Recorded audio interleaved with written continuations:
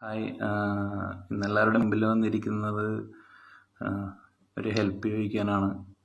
സാധാരണ ഇങ്ങനെ ഒരു കാര്യത്തിന് ഹെൽപ്പ് ചോദിക്കുന്നത് ഇപ്പം എൻ്റെ അല്ലെങ്കിൽ നമ്മുടെ അമ്മയോ അച്ഛനോ അല്ലെങ്കിൽ നമുക്ക് വേണ്ടപ്പെട്ട ബന്ധുക്കളോ അങ്ങനെ ആരെങ്കിലും ആണ്. എൻ്റെ കേസിൽ അങ്ങനെ ആരും ഇല്ല എനിക്ക് ചോദിക്കാൻ. അതുകൊണ്ട് ഞാൻ തന്നെ വന്നത്. എനിക്ക് ആരുമില്ല എന്ന് വെച്ചാൽ എൻ്റെ അമ്മയും അച്ഛനും മരിച്ചൊന്നും പോയിട്ടില്ല. അവർ ജീവനോടെ ഉണ്ട്, അവർ സുഖമായിട്ട് തന്നെ ഇരിക്കുന്നുണ്ട്. പക്ഷേ ഇപ്പം എനിക്കിങ്ങനെ വന്ന് ചോദിക്കേണ്ട ഒരവസ്ഥയാണ് എൻ്റേത്. അതായത് എൻ്റെ 2 കിഡ്നിയും തകരാറിലാണ്. അപ്പോൾ ഞാനിപ്പോൾ 1 വർഷമായിട്ട് ഡയാലിസിസ് ചെയ്യുകയാണ്. ആഴ്ചയിൽ 3 തവണ ഡയാലിസിസ് ചെയ്യണം.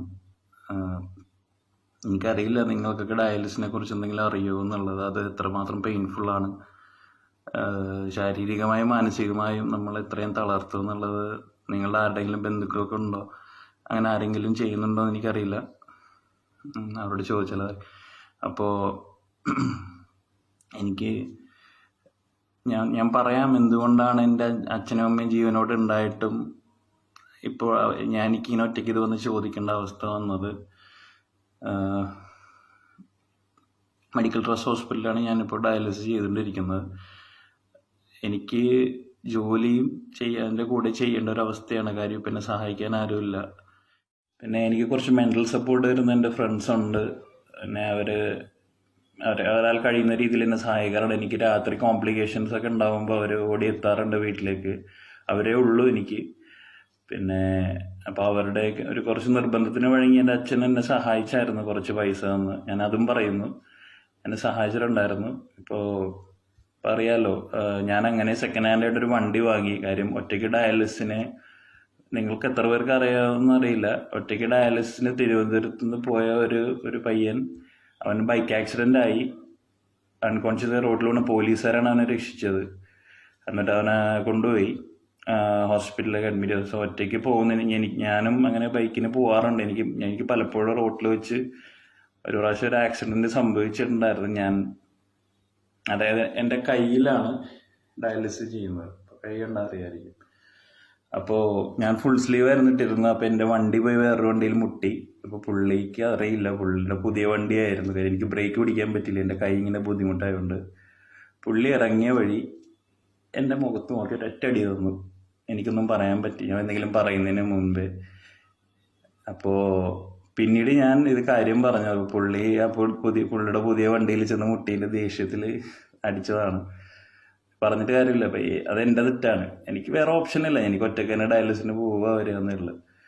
ഈ കൊറോണയുള്ള സമയത്ത് എനിക്ക് ആരെങ്കിലും ഹോസ്പിറ്റലിലേക്ക് വിളിക്കാൻ കഴിയില്ല. കാര്യം എല്ലാവർക്കും പേടിയാണ് ഹോസ്പിറ്റലിലേക്ക് വരാൻ. എനിക്കാണെങ്കിൽ പോവാതിരിക്കാൻ നിവൃത്തിയില്ല. ഒരു ഡയാലിസിസ് സെഷൻ എന്ന് പറയുന്നത് 4 മണിക്കൂറാണ്. ആഴ്ചയിൽ 3 ദിവസം 4 മണിക്കൂർ എന്ന് പറയുമ്പോൾ 12 മണിക്കൂറാണ് ഒരാഴ്ചയിൽ. പലപ്പോഴും പൈസയുടെ ബുദ്ധിമുട്ട് കൊണ്ട് എനിക്ക് 2 എണ്ണം ചെയ്യാനൊരു ഓപ്ഷനേ ഉണ്ടാകാറുള്ളൂ. അപ്പോൾ അതിൻ്റേതായിട്ടുള്ള ബുദ്ധിമുട്ടുകൾ ഞാൻ അനുഭവിക്കുന്നുണ്ട്.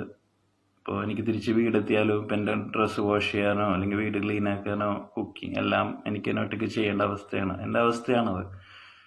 അത് സത്യം പറഞ്ഞാൽ എന്തിനെങ്ങനെ ജീവിക്കുന്നതെന്ന് ചിന്തിക്കാറുണ്ട്. കാര്യം ഹോസ്പിറ്റലിൽ പോവുക, തിരിച്ചു വരിക, ഈ വേദന സഹിച്ച് കിടക്കുക. എനിക്കറിയാം, ഒരു ഡയാലിസിസ് പേഷ്യൻ്റെ BP എന്ന് പറഞ്ഞാൽ 230, 120 ആണ്. അത്രയും വരും. നോർമൽ പേഷ്യൻ്റ് 120-80 ആണ്. പിന്നെ എന്നെ അറിയാം, ഒരു ഡയാലിസിസ് കഴിഞ്ഞിട്ടുണ്ടെങ്കിൽ നമുക്ക് ബില്ലടയ്ക്കാൻ പോലും എനിക്കൊരാളില്ല.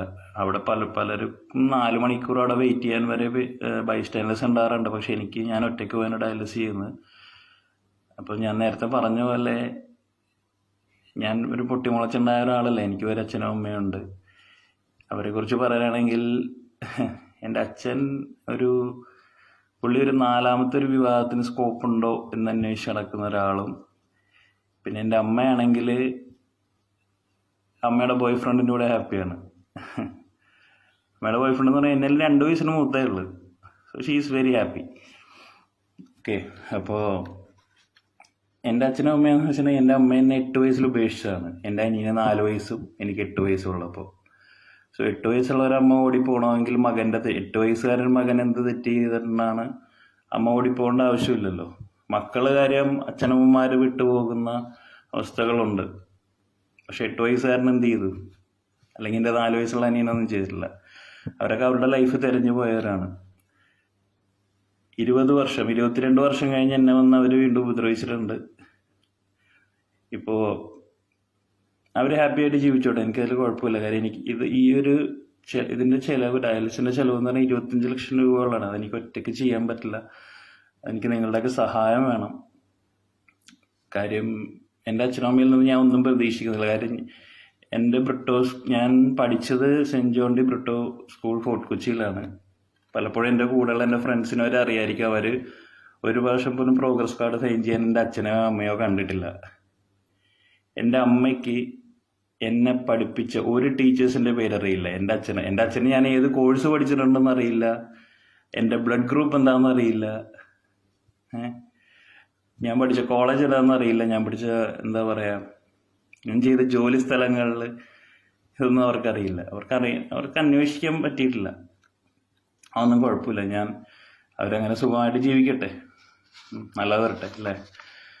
അപ്പോൾ എനിക്ക് സത്യം പറഞ്ഞാൽ ഇപ്പോൾ ഒരു വെളിച്ചം കണ്ടു തുടങ്ങിയിട്ടുണ്ട്. ഞാൻ പലപ്പോഴും ചിന്തിച്ചിട്ടുണ്ട്, ഞാൻ ഈ ട്രാൻസ്പ്ലാന്റ് കഴിഞ്ഞാലും ഒരു വർഷത്തേക്ക് എനിക്ക് ജോലിക്ക് പോകാൻ പറ്റില്ല. എൻ്റെ ട്രാൻസ്പ്ലാന്റ് കഴിഞ്ഞാൽ ഞാൻ എന്തിനൊരു ട്രാൻസ്പ്ലാന്റ് ചെയ്യണം. ഞാൻ ട്രാൻസ്പ്ലാന്റ് കഴിഞ്ഞ് എന്നെ നോക്കാൻ ആരുമില്ല. ഇൻഫെക്ഷനായി ഞാൻ എവിടെയെങ്കിലും കിടന്ന് മരിച്ചാലും എന്നെ ആ പള്ളുവരുത്തി ശ്മശാനത്തിൽ കൊണ്ടുപോയി ദഹിപ്പിച്ച് കളയും. ഒരാൾ പോലും കരയാനുണ്ടാവില്ല. ഇപ്പോഴത്തെ കാലത്ത് ഒട്ടും ഉണ്ടാവില്ല. ഇപ്പോൾ കൊറോണയും കൂടിയല്ലേ. അപ്പോൾ അങ്ങനെയൊക്കെ ഞാൻ ചിന്തിക്കാറുണ്ട് എപ്പോഴും. പലർക്കും ഇതായിരിക്കും. കാര്യം ഞാനൊരു ഗ്രൂപ്പിൽ, എൻ്റെ സ്കൂൾ ഗ്രൂപ്പിലൊക്കെ ഞാനുണ്ടെങ്കിൽ ഞാൻ ഒന്നിലും റെസ്പോണ്ട് ചെയ്യാറില്ല. നാണക്കേട് കൊണ്ടാണ്. ഇങ്ങനെ ഒരു കുടുംബത്തിൽ ഉണ്ടായതിൻ്റെ നാണക്കേട് അത് സ്കൂൾ ടൈം മുടങ്ങി ഞാൻ അനുഭവിച്ചിട്ടുണ്ട്. ഇപ്പോൾ ഇതും വന്ന് ചേർന്നു. അതുകൊണ്ട് ഒരു ജീവിതവും തുടങ്ങാൻ പറ്റിയിട്ടില്ല. ഒറ്റയ്ക്കായി പോയി ജീവിതത്തിൽ. പക്ഷെ ഇപ്പോൾ എനിക്കൊരു വെളിച്ചം കാണുന്നുണ്ട്. എനിക്കൊരു ജീവിതം വേണം, അങ്ങനെ ഒരു താല്പര്യമുണ്ട്. പക്ഷേ ഈ ഓപ്പറേഷൻ കഴിയാതെ എനിക്കതിന് കഴിയില്ല. അപ്പോൾ നിങ്ങളൊക്കെ സഹായിക്കണം. എൻ്റെ ഫേസ്ബുക്കിൽ ഞാൻ എൻ്റെ ഇൻഫർമേഷൻ എല്ലാം ഇടാം. എല്ലാവരും നോക്കണം, എന്നെ പറ്റുന്ന പോലെ സഹായിക്കണം. അങ്ങനെയാണെങ്കിൽ എനിക്കൊരു ജീവിതം ഉണ്ടാവും. നിങ്ങളൊക്കെ വിചാരിച്ചൊരു ജീവിതം ഉണ്ടാവും. ശരി, താങ്ക് യു.